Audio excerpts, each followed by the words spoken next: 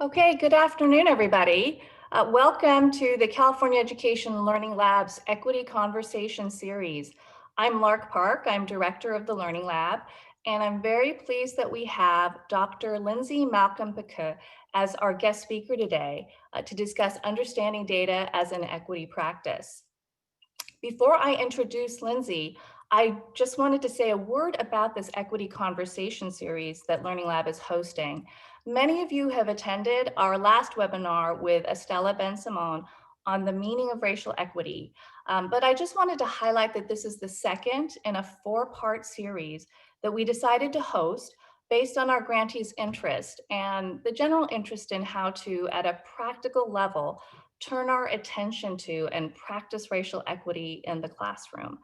So these are really designed with faculty in mind, but since this conversation is about data, and all of our institutions have experts who work with institutional data, we do hope that some of the institutional research colleagues that we have joined us today as well, which is actually my segue to introduce Lindsey, because she is the Chief Institutional Research Officer at Caltech and was just named earlier this week as Caltech's inaugural Assistant Vice President for Diversity, Equity, Inclusion, and Assessment, which is a fantastic marriage of roles.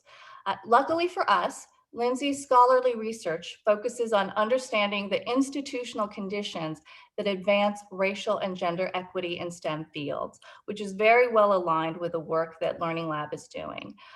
And prior to joining Caltech, she was at the Center for Urban Education at USC, having served as both the Associate Director of Research and Policy and Research Associate Professor there.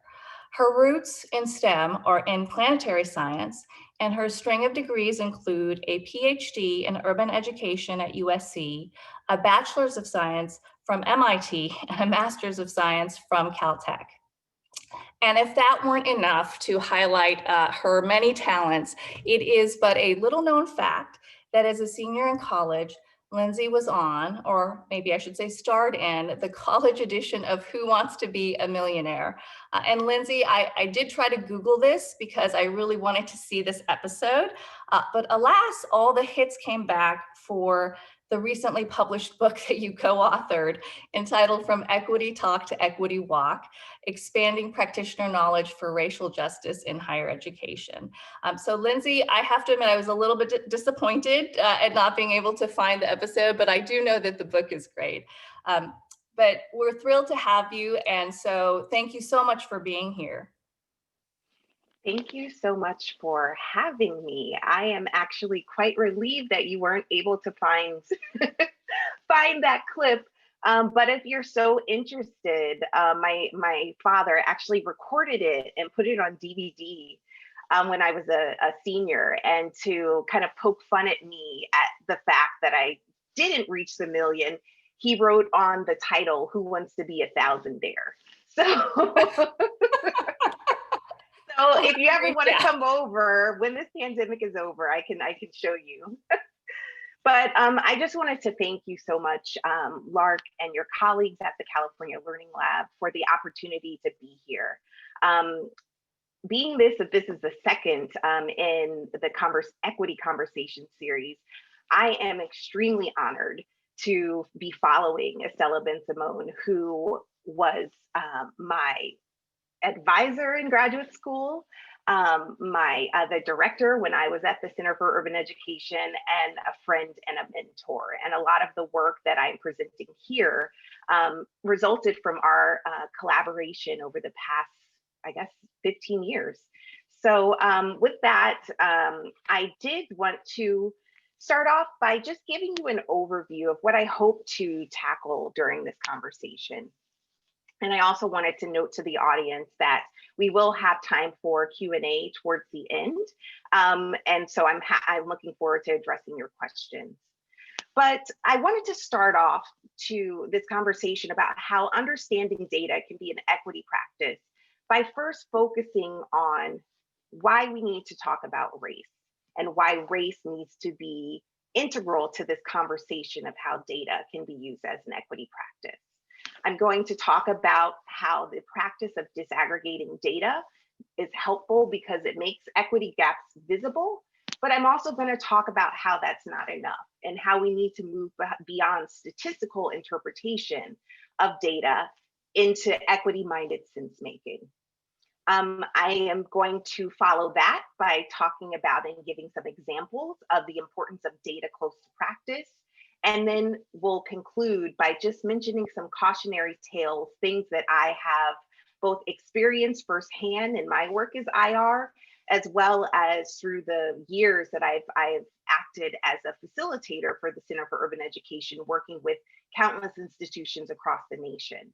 So I hope that this talk will be both informative as well as interesting to you. And I wanted to let the audience know also that I am happy to share the slides. So that will come from the California Learning Lab at a later date. So first, I wanted to start off by talking about why we need to talk about race. I know that in this nation, race is the elephant in the room, though race has become a much more commonly discussed factor of our history and our present reality. There's still a lot of hesitation to talk about race. And the reason why race needs to be kind of the first step in grappling with race and gaining comfort talking about race is the first step to using data as an equity practice. We need to put into historical context how race has evolved over time and how it's been used to organize opportunity structures in our nation. So race-based exclusion and oppression has been and continues to be an organizing principle of our nation. If you just look at 1619 and when the first enslaved Africans arrived in Jamestown and the precursor of our nation, to today, what we've seen during the summer with George Floyd and the following protests, reiterating the humanity and the importance of Black lives. Race continues to be very salient, and unfortunately, it is the primary dimension in our society along which inequality has been and continues to be propagated. If we look at patterns of student outcomes at the federal level, at the state level, at the institutional level, the departmental level, if we look in our P-12 schools, if we look in higher education, we see that racial inequities, unfortunately, are endemic and persistent. And though there have been efforts over time to try to close these equity gaps, we haven't had that much success. There have been pockets of success here and there, but we haven't had a scalable solution to addressing these equity gaps. One of the other things that is also very important to keep in mind and highlights the rationale for centering race is the fact that race acts as both a process and a condition. And so there's this term race, and then in parentheses, ism, because we can't understand race disconnected from racism and the experiences and the distribution of opportunity, whether it be educational opportunity, employment, economic opportunity, health outcomes, and a host of other domains. We continue to see race-based inequities. And a lot of these race-based inequities that we observe today were indeed created and sustained by discriminatory practices and policies at the individual level, at the institutional level, and of course, at our own state and federal level. You just look at what our higher education policies were in the past, and the fact that my parents, for example, lived and went to school in both the pre-Brown and post-Brown era. So it wasn't that long ago. And we see the vestiges of these discriminatory practices everywhere that we look in terms of the outcome data within higher education. Additionally, it's important to center race in our equity discussion because positively race-conscious policy efforts that have been implemented or developed with the intention of bringing about restorative justice have faced and continue to face unabated backlash when there have been times where policymakers have attempted to address the race-specific barriers and the kind of history of this nation with a positively race-conscious lens.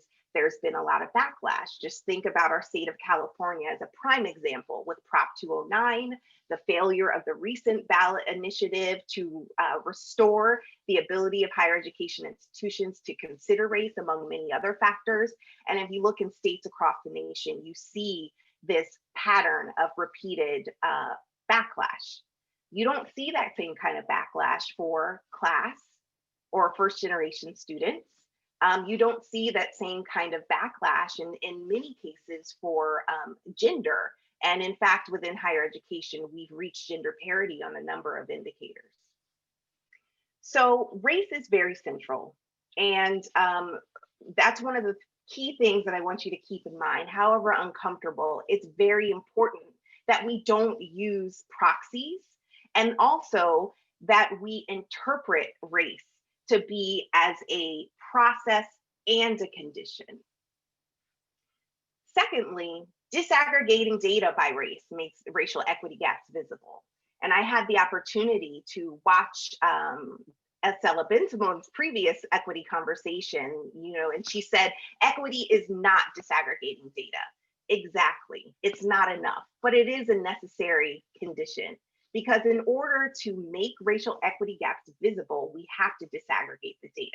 You often see people leading with the headline. For example, here is a generic community college, anywhere community college, and they advertise on billboards or the radio that they are a top 5 community college for transferring to university. And that is quite an achievement and should be applauded. But imagine if those commercials had to have the same kind of legal disclaimers, the fast talking that comes at the end of all of the commercials about prescription drugs or car sales. Well, except for our Black students who experience a 20% point equity gap in transfer rate. Oh yeah, and our Latinx students who experience a 23 percentage point equity gap in transfer rate. So if you just lead with the headline, you're obscuring these racial inequities that are really important to keep in mind, because as many people have said, one person's caveat, this asterisk, this caveat is another person's headline. And so for those of us who are interested in racial equity, we need to lead with the asterisk statement. And disaggregating data helps us to do that. But one of the things that is also important to keep in mind is that data cannot just be partially disaggregated. So I've seen this quite a bit, especially at smaller institutions. Perhaps there is a concern about data suppression and not, revealing personally identifiable information. Perhaps there is some questions raised when there are small n's. And so you end up seeing this where you have, a graduation rate, let's say, in the aggregate, but maybe the institutional research office knows that they have to disaggregate the data, but they say white students, and then they have URM students or underrepresented minority students. While this is a step in the right direction, it's not all the way there, because when we aggregate all racially minoritized student populations together, we obscure the unique patterns of outcomes that each of them are experiencing. So this is what we need to be doing, where we fully disaggregate, because now breaking out that column of the 68%, we saw that, yes, there was an equity gap there that our historically excluded populations were experiencing, but now we see that there's actually even more inequities that exist, and there may need to be different approaches to addressing these inequities based on the types of barriers that are causing these inequities that we see. So disaggregating data is key, but again, like I said, it's not enough, because oftentimes, and I have a STEM background, I love data, I love statistics and quantitative methodologies, but it's really important that we move away from statistical interpretation and move towards equity-minded sense thinking. So let's imagine we're going back to that same institution, flagship state university. They looked at their data, the snapshot from 2020, and they said, well, what does this look like over time? Let's look at a 15-year trend. And here's the data, and let's just focus for the sake of conversation. We're looking at Black students and white students.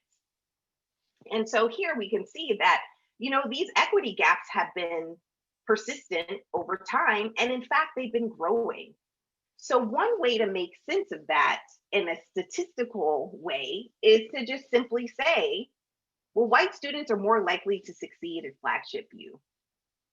That is that these statistics do indeed suggest that. Yes, it is a fact that the graduation rate, 6-year graduation rate among white students is higher than that among Black students.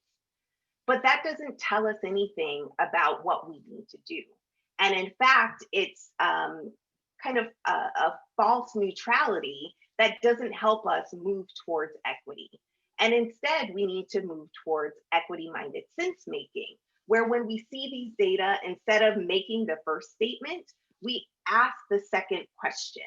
What is it about our institution and our practices in terms of structure, student engagement, communication, et cetera, that better supports white student success, or that doesn't support Black student success and Latinx student success and our indigenous student success? So asking these kinds of questions that will help you get to the root of the issue and also place the responsibility for change and closing the equity gaps on the institution. That's what equity-minded sense-making brings about. Now, answering this question, what is it about our institution and our practices? That requires data close to practice. Data themselves, as my PhD advisor would repeatedly say, are not self-acting. In order to figure out what we need to do in order to close those equity gaps, to identify what are the barriers and the practices that are contributing to sustaining them, we need to get data close to practice. We simply can't look at the overall institutional-wide graduation rate. No, we need to dig down deeper to see where are the barriers, where are the points of momentum, where can we intervene? And so going from graduation rates to course success rates, to data at the division or school level, the departmental level, and even the course level is what's required. And when I say data, I don't just mean quantitative data. I'm also talking about, qualitative data, and I'll show you what that looks like. I'll take you through a progression. So here we're transitioning to another example. I know that there are community college practitioners in the audience. And so let's say that there's a community college that is trying to improve its credential completion rates or transfer rates among students, and they're trying to improve racial equity in that outcome. So going from an overall transfer rate, one of the ways that practitioners and institutional researchers can support inquiry into the causes of that is to look at finer grained data that are close to practice. Here, what we have is a table that shows course success rates in basic skills mathematics disaggregated by race and ethnicity. It compares the performance or outcomes for each racial ethnic group with that of the highest performing group and sees who's experiencing the equity gaps. And in addition to just expressing these equity gaps in terms of percentage points, it also expresses it in the number of additional successful course completions are needed in order to bring that subpopulation up to the highest performing groups outcomes. And so here, let's say these practitioners, they look at this and they say, okay, clearly there's an issue with basic skills mathematics, but where is the issue? And you can go even further, closer to practice, by looking at course level outcomes. So instead of just looking at the entire basic skills mathematics sequence in a given term or academic year, here we're looking at the outcomes for a specific group, Latinx students in an academic year, and we are seeing, well, where are we experiencing the largest equity gaps as compared to the highest performing group? And then also, where can we have the most impact most quickly? So by showing the data in this way, you both show the size of the equity gap, but you also show where, what courses are kind of driving or contributing most to the overall equity gap that we see. And so here we can see that in Math 10, if there's a change that is made within the classroom there that can close those equity gaps for Latinx students in that course, it will go a long way to closing that overall equity gap. Additionally, data close to practice necessitates going inside of the classroom. And I know that Estella talked about this during the previous conversation, but just to reiterate some of that, it's not just enough to look at the numbers. It's also important to go into the classroom and to perform inquiry and collect qualitative data about the nature of the experience that students are having to see if there are equity gaps in terms of the quality of the experience, their level of engagement, how much they're participating in class. And so by examining instructional artifacts like course syllabi, we can kind of see how a course syllabus might be remediated itself to be more equity minded. Observational data to look to see how the faculty member is engaging with students, and are there patterns that can be discerned by having their colleague observe them. Additionally, a faculty member herself could look at data at the assignment level and to see, are there certain patterns that emerge? Are there certain assignments that require a specific, access to technology or a different kind of modality that leads to equity gaps? And so that kind of deep inquiry and gathering of data close to practice is really how we find the root causes and intervene. And then additionally, if you are a faculty member, you want to engage in experimentation in the classroom to see, well, what can I do in order to close these equity gaps? Collecting data close to practice in order to assess how successful your experimentation was is also critical. And I just want to wrap up by talking about some cautionary tales. As I did a lot of my work in this area over the years, both within an institutional research office as well as within the Center for Urban Education, and working with teams of higher education practitioners, including IR professionals, there are a number of cautionary tales that I want to raise your attention to. And it's really important that if you're going to try to support the use of data as an equity practice, that you're aware of these issues and that you work with your colleagues to try to develop strategies to overcome them. So first, oftentimes when we show data disaggregated by race and ethnicity, there's a lot of fear. There may be fear about what the data reveal. And what does that say about us as an institution? Or what does that say about us as a department? What might that say about me as an instructor? And it's really important to try to overcome that, try to understand it, yes, but then provide reassurance that in order to become an equitable institution, it's necessary for us to kind of engage in this critical examination. Oftentimes there's suspicion. So maybe if an institution is wary of disaggregating course success data at the course level or at the instructor level, it might be because there's suspicion that these data and the patterns that emerge from the data are going to be used in a punitive fashion. And so I've seen many instances where there has been pushback among faculty, and understandably so, particularly if you are, an adjunct faculty member, a contingent faculty member, you may be worried that any equity gaps that emerge from looking at the course level data in the courses that you teach might be used against you in some way of not renewing your contract.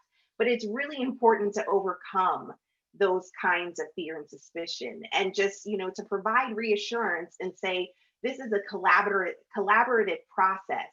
It's not going to be used against you. We're trying to improve as an institution. We're trying to identify where we're successful and learn from those successes and apply it to other places within our institution.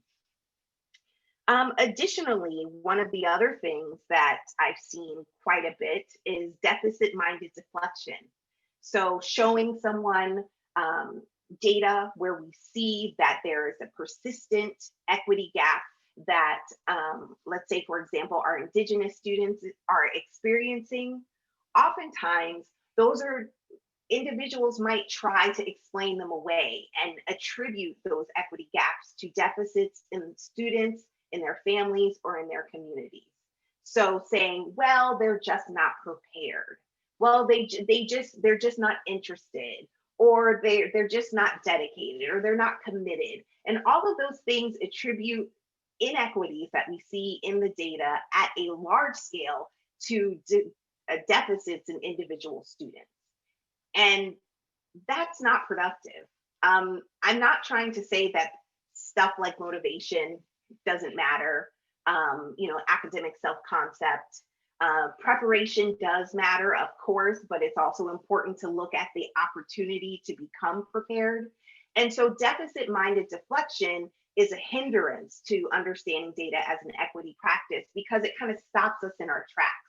And if we're not willing to see that equity gaps are our responsibility, a shared responsibility to redress, then we're just going to stop at explaining away with deficit-minded explanations.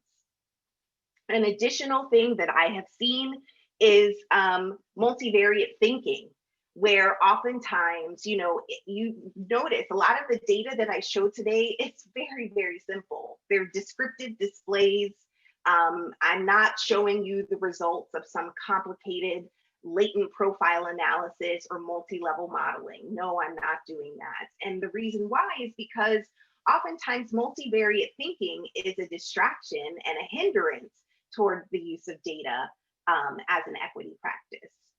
Of course, those methods have their utility, but closing equity gaps is not a question of fancier statistics.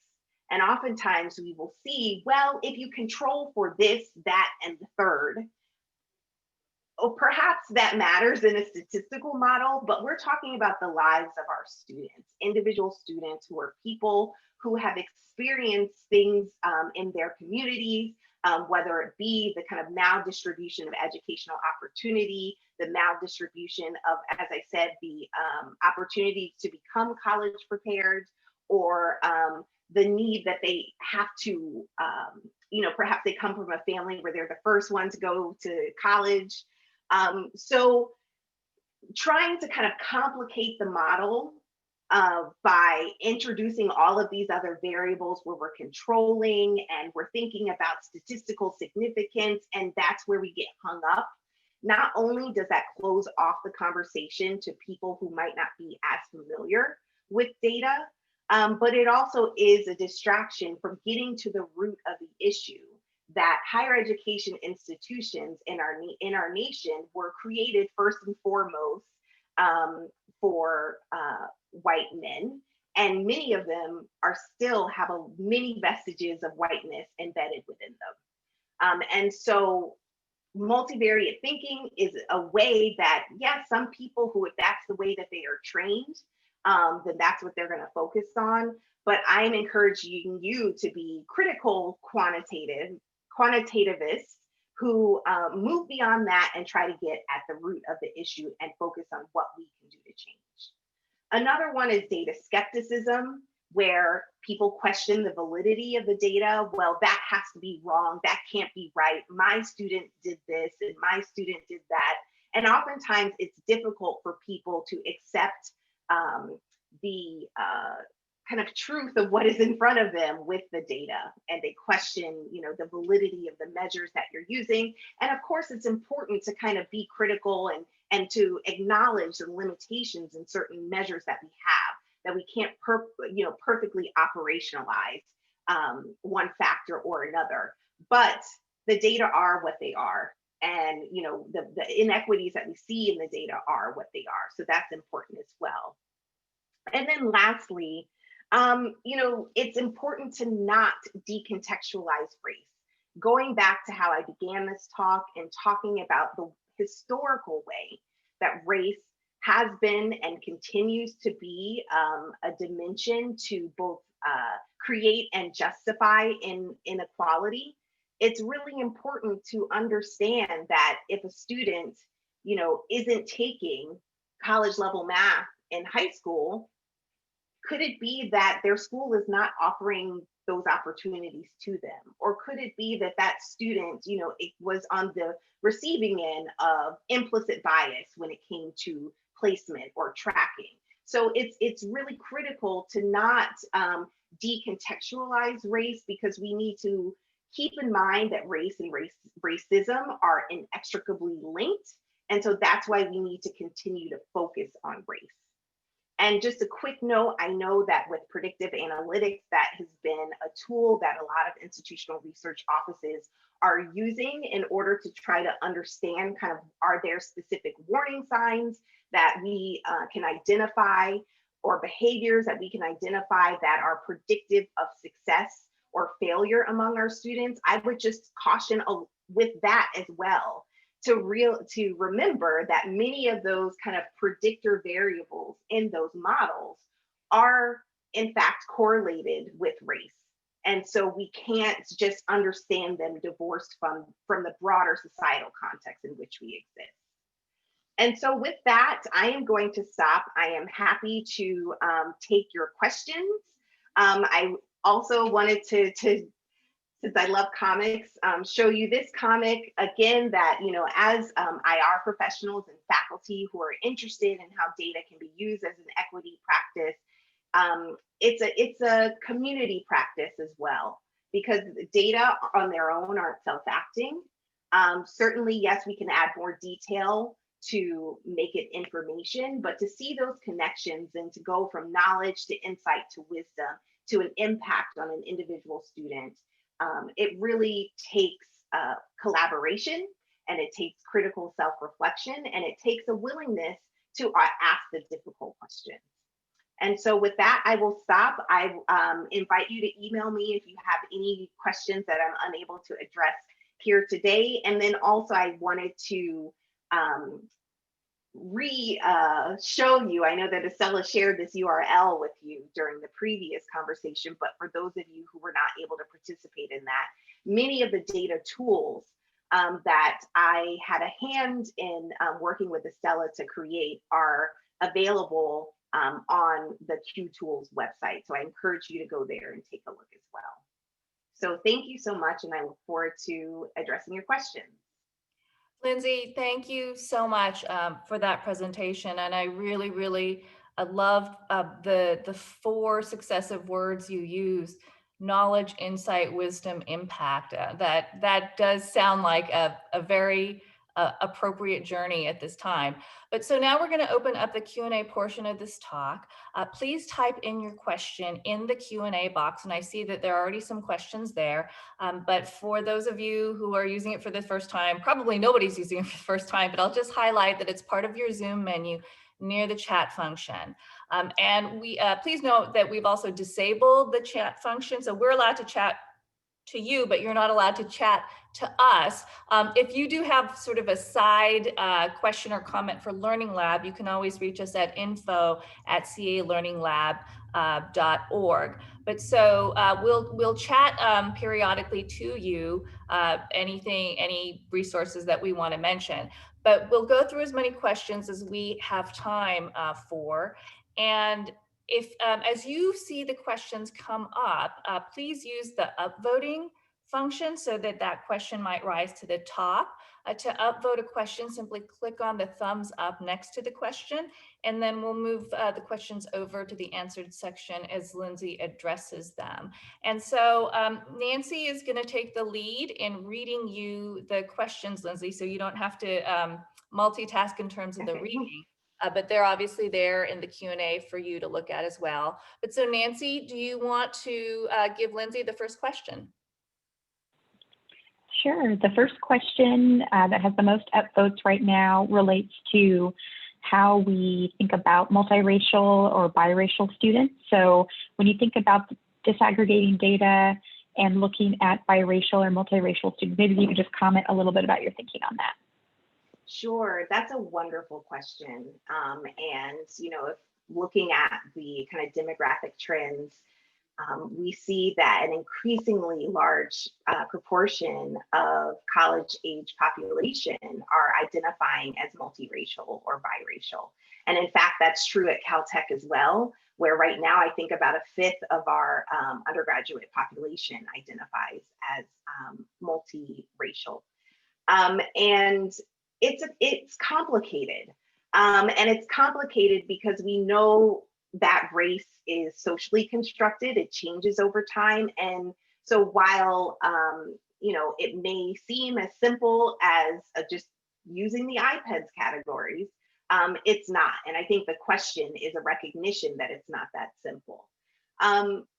Oftentimes, there are different experiences that a student would have based on the race that others ascribe to them. And so one of the things that we are trying to do at our institution with a climate study that we're doing as we're collecting demographic information from our students is to ask them how they identify, kind of what are the underlying categories that construct or make up their multiracial identity, and then also ask them from their perspective, how do they present, or what do they most self-identify as, and what racial identity is ascribed to them. And so it's almost like you have to have multiple measures of race in order to dig down deep into these data and to look at the patterns when you're disaggregating data. So that's one approach. Another approach that we have started to use, again, just using my own institution as an example, is we break out our multiracial student population, and we say overall, what proportion of our student body identifies as African American, and kind of give that as like a proportion. And we do that for every single underlying racial ethnic category, but they don't add up to 100%, because, for example, my children are biracial. They are African American and white, and so they would show up in the African American bar and show up in the white bar. So I think it's really important that as we think about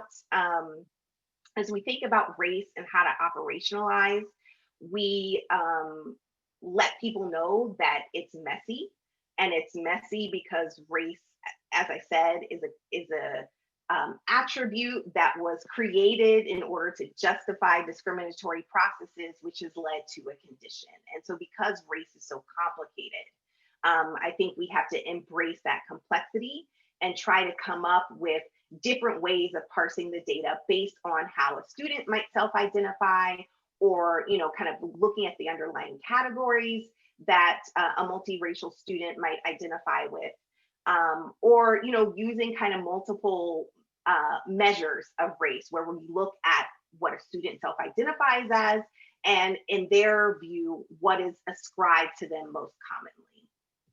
And so that's a very long answer to say it's really complicated, and that's very difficult. And I think we're going to have to continue to think hard as a community of higher education practitioners and institutional researchers about what to do about that, and to consult sociology, social science, and critical race theory as we're thinking about how to tackle those challenges.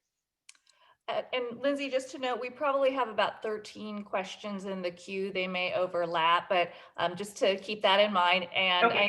I know that there might be an opportunity to get responses from you for some of these questions if we run out of time. But Nancy, okay, you want to highlight the next question? Sure. The next one is a person struggling with their institution where they're starting to see a large number of students decline to state their ethnic background. They're saying about 30% of their students decline to state. So just kind of struggling with kind of how do you want to respond to things if you're seeing a large number of students aren't reporting potentially sensitive information. They even bring up gender or sexual orientation as well, about how to really move the needle on equity gaps when you might not be seeing the whole picture. Yeah, and that goes to the previous question, just given the evolution in how people are making sense of and understanding race. I think that is, contributing to the increasing proportion of students who might be declining to state.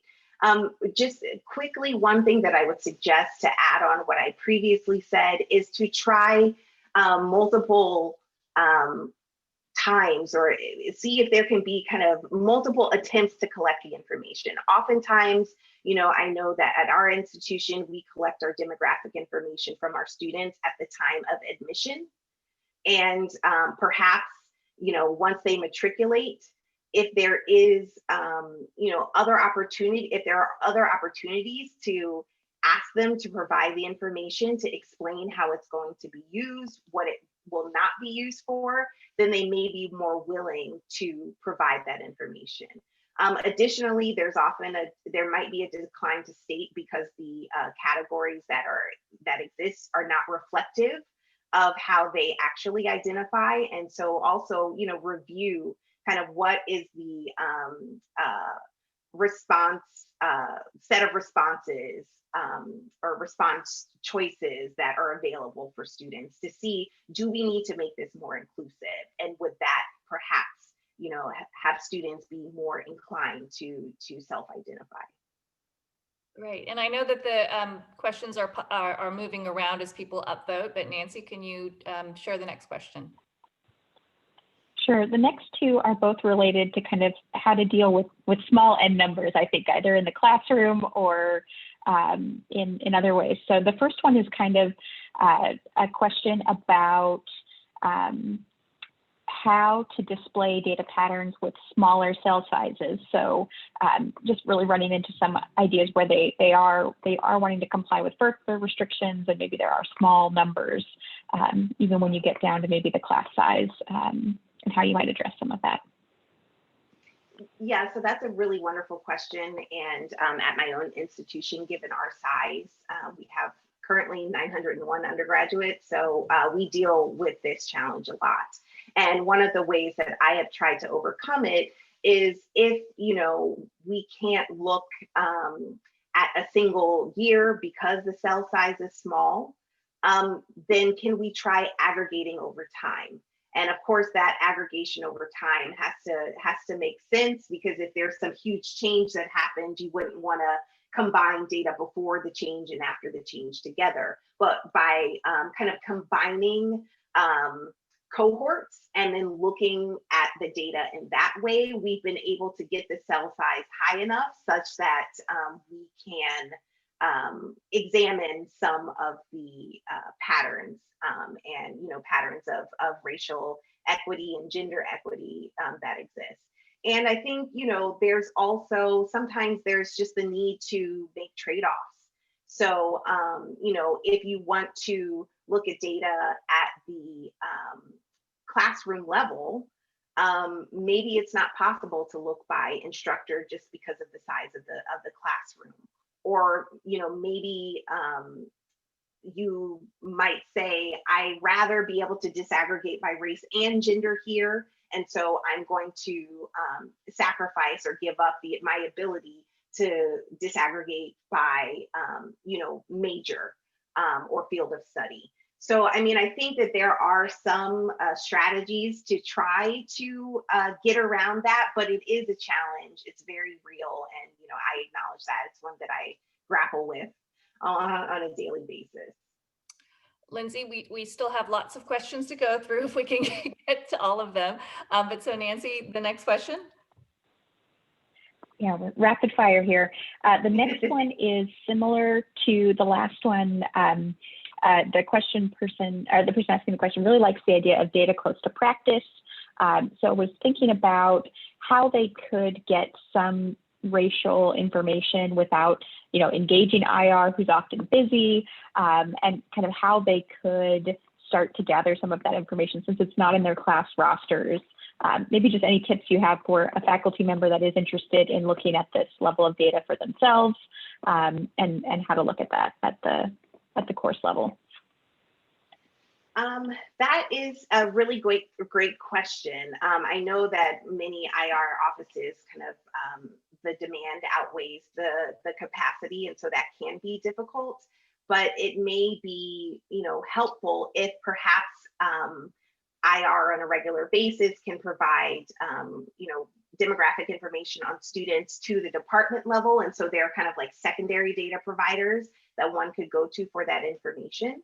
Another strategy might be to ask students, now perhaps not directly, but in a way, once you've developed a rapport with students, that may or may not be successful depending on the nature of your relationship with students. And sometimes what we've done is suggested to instructors that, it's okay to kind of take your best, I don't want to say guess, but your best educated guess, and to see if there are patterns that emerge based on those, then it may be worth following up with IR in order to get that information. But it is a challenge. That is certainly true. But, I think trying to kind of find workarounds or ways that new processes or routines can be put into place, like providing demographic data to the department level, who then you can go to get it, might be an approach to overcome that challenge. Great. Nancy, next question. Yeah, there's two questions really about different ethnic categories. So the first one's really about disaggregating Asian, and the question is, how do you disaggregate or make sense of Asian? That is a really wonderful question, and it's very important to do because, all of the educational research as well as the outcome data show us that, there are huge intra-group differences among students of Asian descent. And so that disaggregation is really important. What I would say is let your local context determine what's most appropriate. So, for example, within California, I know, Filipino is a category that is disaggregated in a lot of the community college data, given the population. I do think that it is really critical to take a nuanced view and to disaggregate based on the ways that make the most sense for your context. So, for example, the Center for Urban Education worked with an institution in Minnesota, and one of the things that they did was that they made sure to disaggregate Somali students from other Black students because the nature of the experience is very unique. So I fully endorse that kind of disaggregation, and while it may lead to some consequences with small cell sizes, it's really important to do it. Great.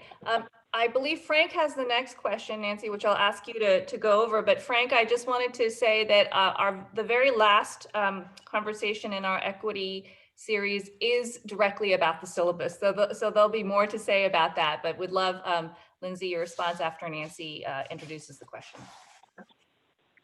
Perfect. I was actually going to jump a little further down since we were talking about different types of racial identification to a question about Indigenous students. So this question asker has said that they often hear that they're often told that the numbers of Indigenous students in their area are statistically insignificant.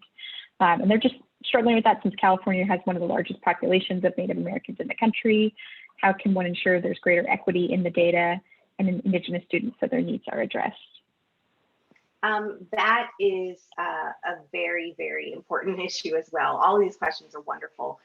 It is, a critical quantitative perspective would say, who cares about the small n? They need to be visible in the data.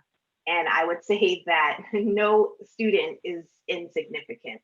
I think by kind of de-emphasizing that statistical way of thinking where we're talking about, well, is that statistically insignificant or is it statistically significant? What is our p-value?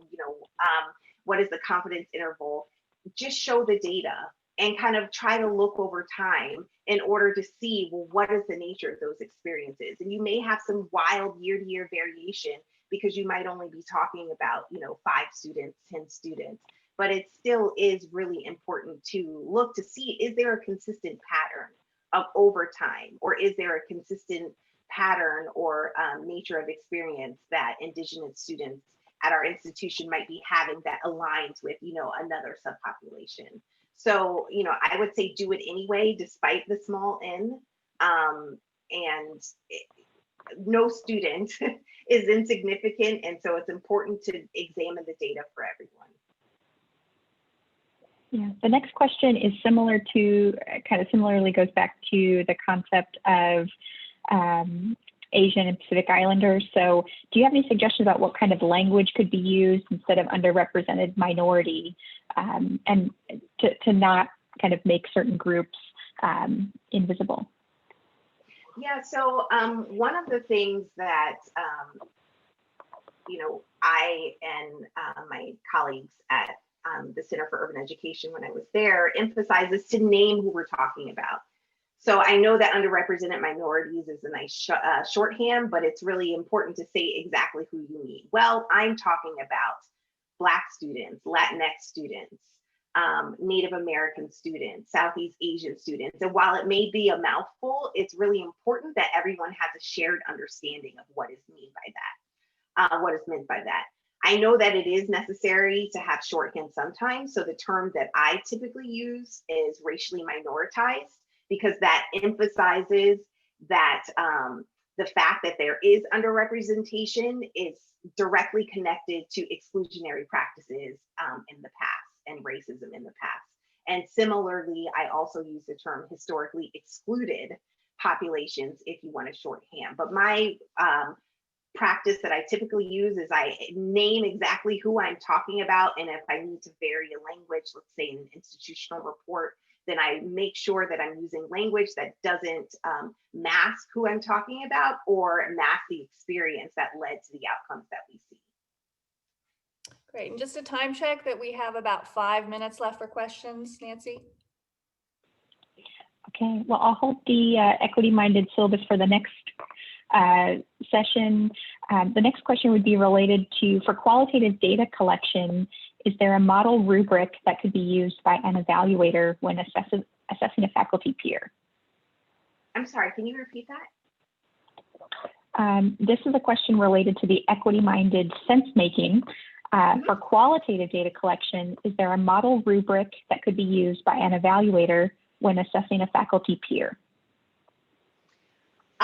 There are some rubrics and inquiry tools that are on the Q Tools website that guide the actual process of doing a classroom observation or, examining some instructional artifacts that give direction of what kinds of things to look for, what kinds of things to keep track of when you do that type of qualitative data collection. And so I really recommend, given that we're short on time now, that you go to the Q Tools website, and if you download their racial tools, they have specific guidance on how to do that there. Perfect. And we might want to think about if we want to answer any of these afterwards, but maybe a great way to end would be if you have any advice on addressing data skepticism when it comes up with faculty or administrators. Yeah, I mean, I think one of the things that has helped is transparency. And so if there are people who are data skeptics, I make sure that they have all of the information, when we collect the data, how we collect the data, where the data, what type of system we use to store the data. One of the other things that I think helps to address data skepticism is to place any kind of data that we're examining kind of at like a snapshot, one point in time, to always have accompanying that kind of the longitudinal display of that same measure or metric as well. And so people can see, well, no, in fact, this snapshot is not anomalous if we look at the patterns over time that preceded this. So I think that is one way to do it. And also, I would ask that individual if they have any suggestions for data that they might view as more reliable or valid. And oftentimes with that question, the answer is silence.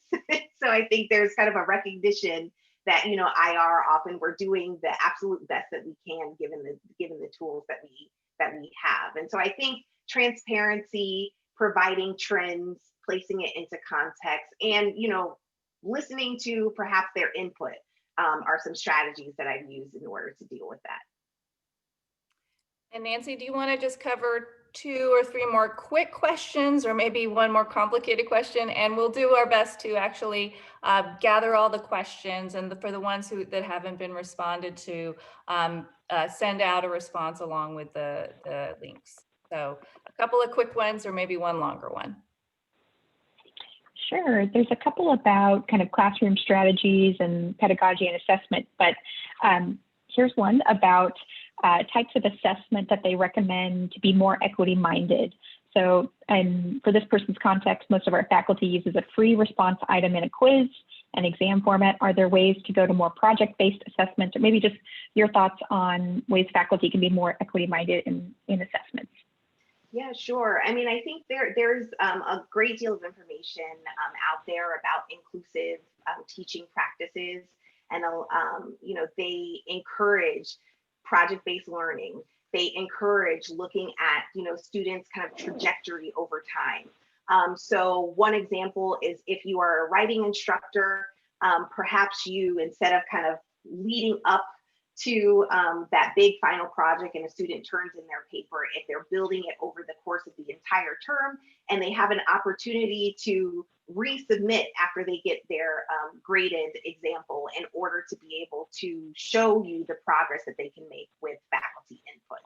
So, I mean, I think there are the project base is a great strategy. Additionally, ensuring that whatever it is that you're teaching, what the assessments that you're using allow students to get practice to place those or display their mastery of the content in context. So not just kind of divorced from any sort of application, but making sure that it's connected to the broader context or importance of whatever skill or content that they're living.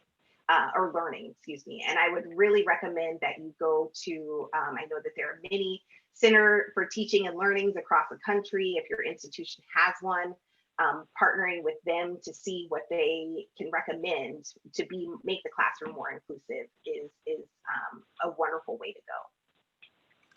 Great. Thank you so much, Lindsey, for your time. And before we let the audience go, we have a 2-question poll that we were hoping that you would fill out before you departed. And I just wanted to highlight that the next in the conversation series is Faculty Perspectives on Race and Gender Equity. It is on Friday, January 29th from 12 to 1 p.m. and it features none other than our academic senate leaders of the UC, CSU, and California community colleges, Mary Gavain, Robert Keith Collins, and Dolores Davison, respectively. So I hope you can all make that. And the one after that is specifically about the syllabus as an equity practice, and we will be bringing Estella Ben-Simone back for that. So I really want to thank everybody in the audience for your interest in the topic of racial equity. Please sign up for a listserv if you'd like to receive announcement about our events and grant opportunities in the future. And we will send all registrants a link to or copy of Lindsey's slides, a place to find the recording of this webinar on Learning Lab's YouTube channel, and then a registration link for the next conversation, as well as responses to questions